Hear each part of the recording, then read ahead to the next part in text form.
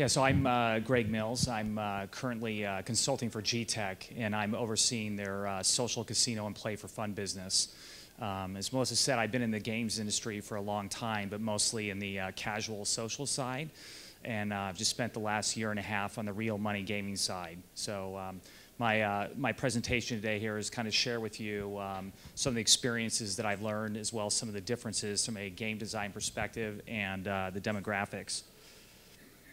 So since we have a short session, these are the key topics, and I will just dive right into them. So one of the key things when I talk to some of my colleagues in the social casino space is I really see three types of iGaming products. I think everyone knows what real money gaming is, and obviously you're wagering with real money and have the chance to win or lose it. I think everyone knows what social casino games are, from GSN, Double Down, etc. But play for fun was kind of, there's a lot of interpretation from both my colleagues in the real money gaming space as well as in the social casino space. So in general, the play for fun games mirror real money games, except there's no real money being won and there's no real money being taken out. And I've really seen two hybrids of play for fun. They're either completely free, unlimited virtual money you can play with, there's no limits, or recently with a lot of the real money gaming companies, they're starting to sell virtual chips in it just like a GSN or Double Down product. So that's the key difference. You can see who the players are there. So when the first part of G-Tech, I actually went over to Europe to some of their offices and had a chance to sit down and go through the real money gaming experiences, not only with G-Tech, but as well as with the other providers. And the first thing that really shocked me was signing up for a registration for a real money gaming site. Reminded me of doing an online mortgage application. You know, extremely long, and of course, since they're regulated, they got to know your customer, they got to get your credit card information, and just huge. In the casual and social space, I'm a huge believer in try not to put any barrier up for your users to get in the game. Ideally, no registration in guest mode. And then after the users really start enjoying your game, then you try to upsell them for more and more registration.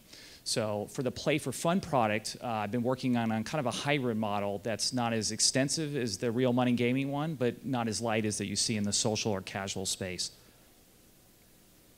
The other key difference, I think many of you are aware, is this is a screenshot of a social casino game by Bee Cave. And you know, social casino games in general are more playful. The graphics are out there. As you can see in this screenshot, you know, some of the key things you just don't see in play for fun or real money is you can level up as you progress through the game. The other thing that was very obvious to me is when I was playing real money games, within the first 5 minutes playing a slots game, the first impression that ran through my mind is I am losing a lot here. And it's a total different experience than social casino, where I think you generally feel like a winner while you're playing more. So the payouts can be a little more generous in social. And the in-game achievements is definitely another thing that you see in social casino that's very popular and frankly has been in the casual space you know, at least for 15 years. So this is a screenshot of a poker game in real money gaming. And I would say poker is the one product for real money gaming that is definitely for the power user. You have the ability to play 6 or more poker games simultaneously. I was really surprised, Melissa and I were discussing that in poker, there's a downloadable client for desktop, which is still popular. And users in real money gaming like to download the hands played, so a hands analyzer to see who they're playing against. And they want a more immersive experience, and they want to play with multiple games. So real money gaming is definitely, as you can see, not as playful and definitely more serious with more tools behind it. When I looked at, I guess you could say the 3 game categories, there's bingo, poker, and I'm going to call it casino, which in general means slots games and table games. I would say by far the one big difference between social casino and real money gaming is bingo. This is Bingo Bash, a company acquired by GSN. I actually think they have a great bingo game. But in social casino bingo, it is all manual dabbling the numbers, and it's all about power-ups. So getting an instant win in your bingo game. And once again, you can see the look and the feel is pretty bright. But then when you look at a real money gaming bingo game, it is, ironically, it is auto daub. So when I started playing this game in general, my first impression is, well, what do you do here if the computer AI is automatically daubing the numbers? And the comment was, well, you can watch, or you can chat. And as you can see, there's generally large chat areas there in the game. Or the third thing that I realized in real money gaming bingo is that having side games integrated into the real money bingo game is critical. If you see here, there's just one little scratch game right there. But basically, real money gaming companies really integrate. It's kind of like a mini casino in the game. And having these side games while the bingo game is being played in the background can literally lift your revenue. It can be almost 80% side games, 20% revenue from the bingo game itself. So very different than social casino bingo. Some generic things I think many of you know. I think in the social casino space, leaderboards with friends to me is a great feature and functionality. You see it not only in social casino, but in Candy Crush and a lot of games. They do a very good job. Usually in real money gaming, it's global leaderboards with random people you don't know against. And the other thing, and I'm a big believer in the casual or social space, is in-game achievements. So things like play blackjack in 24 hours, and if you get actual blackjack 5 times, get this virtual badge or this virtual award. So for women demographic, this is very powerful in the casual and social space and drives a lot of usage. And I would just say over the last year, I'm starting to see real money gaming companies start to incorporate these achievements into their designs. So when I started working with G-Tech, one of the goals I had was to go talk to the land-based casino operators in the US to understand what their needs are. For those who don't know, real money gaming is getting legalized in the US state by state. Generally, the land-based casinos are the ones who are getting the rights for online gambling. So I went out to several land-based operators, and in general, I would say most of their objectives were the same. There were a few differences. The ones that were the same was that these people wanted to get their offline land-based customer base to get them online and registered. That was pretty common across the board. The other common objective was after you get them into an online product, they wanted tools to help drive that audience back to the land-based casino. So things that could tie into their loyalty system. And then the third thing was, since they know real money gaming is getting legalized state by state, they wanted to get as many customers as possible comfortable and familiar with real money games before it got legalized. So when it does, it's an easy switch, and then you can tell the customers, hey, you've already been playing these same identical games, but now you can play it for real money gaming. The one area that was different is there were several land-based casino operators who said, selling virtual coins or trying to monetize my play for fun audience, I have no interest in that at all, and that's a very low priority. There were a few that were saying, hey, we see what GSN, Double Down, and all these popular social casinos are doing, and we want to make as much money as them. The challenge is that typically the casinos want a play for fun product that mirrors real money gaming, and it's not really designed to optimize to sell virtual coins like you would in a game like Double Down or GSN. So the reality is I think they'll make some money, but they're not going to make as much as having those other native social casino products. So back to the point of trying to help the land-based casinos drive traffic back to, through their online effort back to the casino. There's several casinos that are trying to do this now in the social casino space as a way to differentiate themselves. One of them is a product called My Vegas from Play Studios. And for those who aren't familiar, while you play the game, you can earn in-game loyalty points that allows you to redeem them for real merchandise in Las Vegas. The challenge with that is if you're not going to Las Vegas, then a lot of the rewards won't mean anything to you. So there are different models that are coming up, and with the land-based casino operators, they love this to offer free nights at their hotel or other things to drive traffic back. So I think you're going to see this more and more.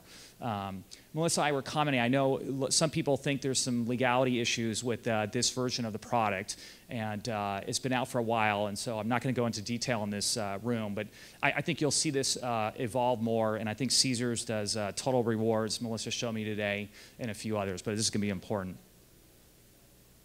So I've just had quick surveys here, and then I'll finish up. So Probability is a real money gaming company in the UK. They're mostly mobile focused, so they have people online.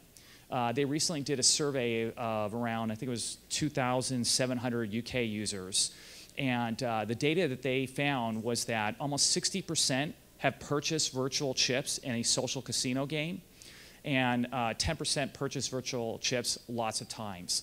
When I first saw this data, I was kind of surprised. But then when you think about it, is one, you already have people who are online, in this case using mostly mobile casino games. They're already spending real money in real money games. And the other thing that I learned working with GTech is you can imagine there are times when people want to wager real money, but then there are times when they want to take a break and be in a more relaxed setting. So that's when they go to play for fun or social casino. And so one of the tactics that I know GTech's doing, and a lot of, I'm guessing other real money gaming companies, is they are having that play for fun or social environment. So basically, you retain the user when they kind of burn out or want to break, and then you upsell them back into the real money gaming product when they're ready. Because otherwise, without the play for fun or social product, then they just go elsewhere to other sites. The other one, this was just a quick small survey, and New Jersey is one of the states that has legalized real money gaming. And the only point in this slide here is they were trying to find out people who have played online these activities and people who have done offline or land-based casinos or other organizations. As you look down the list here, at the bottom it shows the least amount of overlap, and obviously the top is the most overlap. So poker, it looks like there's a lot of people that have played it both in either physical land-based places as well as online. And then in this case with the New Jersey audience, you look at like slots, there was very little overlap between the two. And you can imagine the land-based casino operators are very nervous. They think this might cannibalize their business. You know, frankly, I don't know if you guys have been to a land-based casino, but it's mostly an older demographic. I mean, I don't even know how many of those people have tablets, let alone know how to use it. So I personally see online as a great complement or a great way to grow the business. So on the social side, there's not that much research out there. I think people are being hush-hush. I think in general, my colleagues and I feel like it's going to be very hard to upsell social casino people to real money gaming. I just looked at two business case studies out there, and Zynga and bwin announced a poker partnership a couple years ago in the UK, taking their Zynga poker product and trying to get them to play real money gaming. And I don't have any insight into their data, but I know Zynga said that the revenues from that deal has been immaterial. You really haven't heard too much about it, so I'm taking that as it wasn't too successful. And the other one recently was GameSys in the UK, who has real money gaming products as well as social casino products. They had both on Facebook, and they just recently announced that they were pulling their real money gaming versions off of Facebook. So there could be other reasons for that. They didn't say why, but I'm guessing if it was making a lot of revenue, it would be continuing to be up there. So just the last thing was one study by the International Social Games Association. They put out a press release, and I think the two key findings that I took out of it was, number one, they wanted to make sure that social casino games weren't targeting minors. So that's the first data point that kind of showed in general it's an older demographic, which I've seen both at games.com that I managed. We had a bunch of casino games there, and it definitely skewed the older. And IGT, I think about 6 or 7 months ago, put out a demographic study of who was playing Double Down product, and it mostly skewed older as well.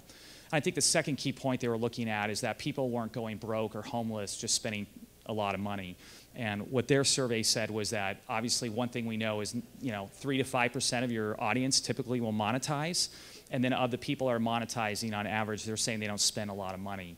I would have loved to have seen in the study if they actually tested social casino people who've never played real money gaming in Europe to see how many actually converted or moved over.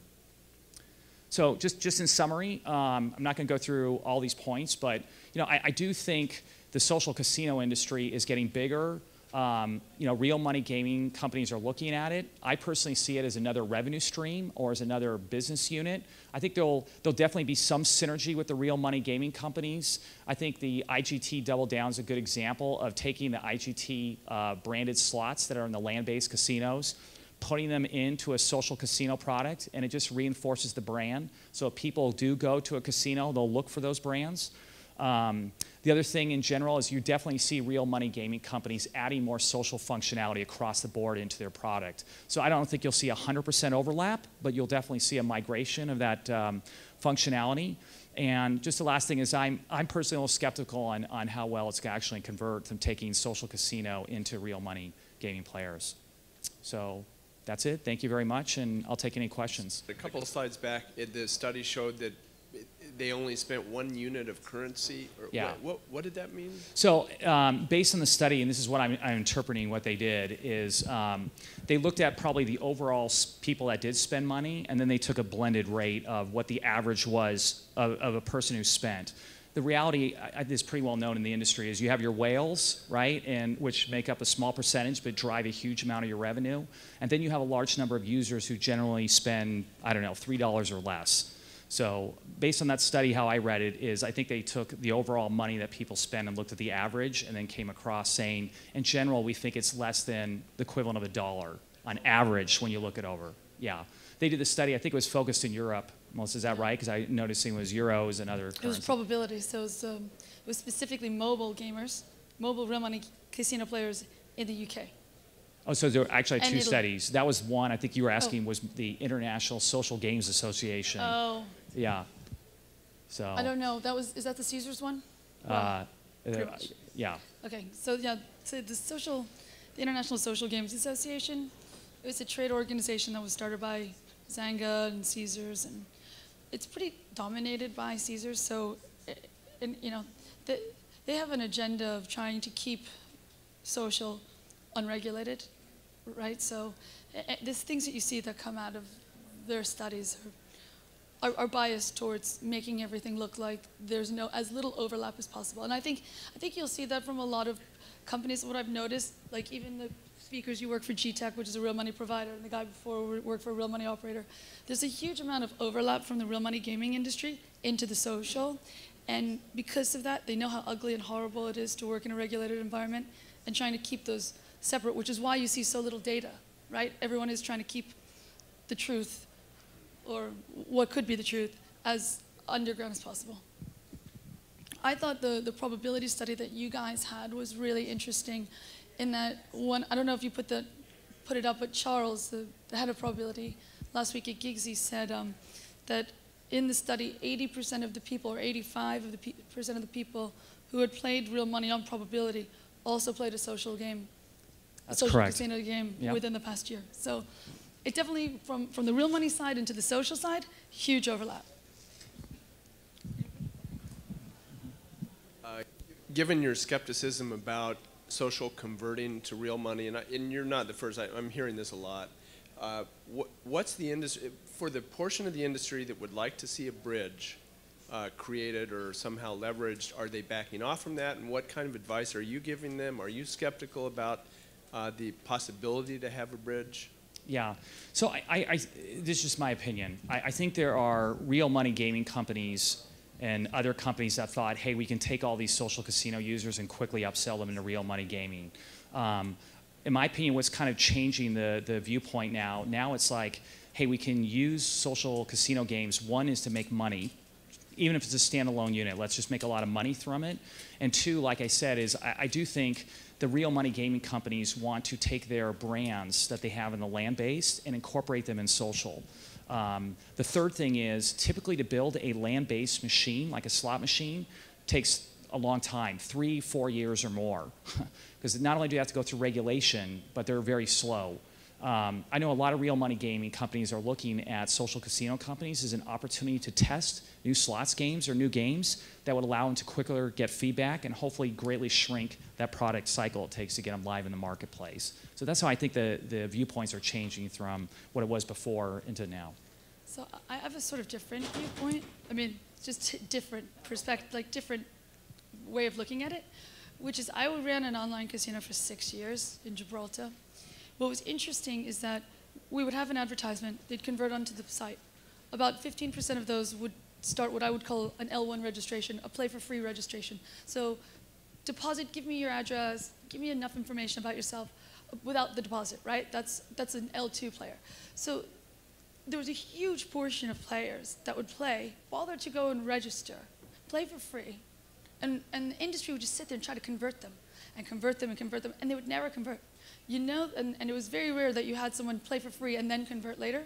It was either they signed up, deposited, played for real, or they just sat there and sucked down your bandwidth, and it cost you a lot of money, and you spent a lot of brain damage trying to convert them, and they never converted. And that percentage, if you work it out, is quite similar to the social. So you get 15% of the people that come in, they'll kind of play the game, they'll bother to sign up, play for free, and then by the time it comes down to converting, you're probably down to about 10% of depositors. So, you know, it's kind of like why the rest of, and myself included, why we didn't see this a long time ago? I don't know, it was a big mistake on our part. It was a complete oversight because there was clearly a group of people that wanted to play for free. Is that it? Are there any other questions? Perfect. Great. I have Sorry. another tidbit of a story that was something that you brought up. Actually, one of your competitors told me this when she was on a sales call. She said that one of this guy who works at a land-based casino, they were trying to analyze why the profitability of one of their slots have been going down, because they were watching them on a camera, and they were clearly time on device. They were there on the machine playing all the time, same as before, but the profitability of the machine was significantly down. So the security guard goes down, starts looking at their behavior, and what they realize is that they would play real money, and then like every so often they'd stop and they'd pull up Candy Crush, and then they go back to playing, and then they go to Candy Crush. So it's interesting that these people, what you said before, they need to take a mental break from the intensity of constantly being on that device. So there is definitely a big overlap. Yeah. I would just add, I visited a casino in California where they have a huge bingo hall, just like huge number of people that still come to the place that play bingo.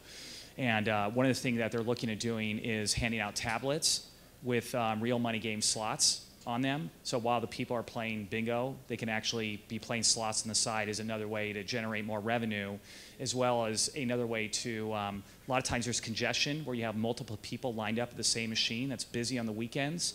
So this is another way to allow people actually on the physical property itself to, let's say, sit down at the restaurant there or whatever and be able to do with a tablet using Wi-Fi. So yeah, another one. That's interesting. Okay. All right. Any other questions? Okay, well, thank you. Thank you.